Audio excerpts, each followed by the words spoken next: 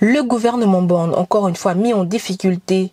Le projet de loi sur l'immigration porté par le ministre de l'Intérieur, Gérald Darmanin, a été rejeté après un vote de 270 voix pour et 265 voix contre. Voici le résultat du scrutin. Votant 548, exprimé 535, majorité 268, pour 270, contre 265. L'Assemblée nationale a adopté. En conséquence, le projet de loi est rejeté. Éric Chorin, journaliste politique à RFI, explique que cet écart illustre l'incertitude qui a présidé jusqu'au bout. Le suspense a en effet prévalu jusqu'au bout. Droite, extrême droite, Rassemblement national et même républicain ayant adopté des positions souvent ambivalentes tout au long des tractations. Les derniers cités étant allés jusqu'à attendre le propos liminaire du ministre de l'Intérieur pour se décider. En dépit des raisons divergentes entre formations politiques, la motion de défiance est finalement tombée. Invitée par nos confrères d'Europe 1, la présidente des députés Rassemblement national, Marine Le Pen, a donné les raisons de leur choix de vote. Vouloir aggraver l'immigration, c'est être très loin des préoccupations des Français. En l'espèce, nous avons, en votant cette motion de rejet, protégé les Français, encore une fois, d'un appel d'air migratoire supplémentaire, d'une prime à l'illégalité, du schéma, d'ailleurs, ce que beaucoup ne savent pas, du schéma d'installation des migrants dans l'ensemble des villages français, puisque ça faisait également partie de la loi, de l'autorisation donnée aux demandeurs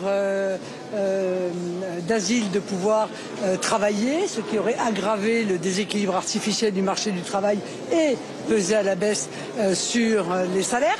Donc il y avait toute une série, encore une fois, de propositions qui démontraient que, contrairement à ce que M. Darmanin a voulu dire les derniers jours, cette loi était une loi pro-immigration qui envisageait d'organiser l'accueil de plus en plus d'immigrés. Il n'en était pas question.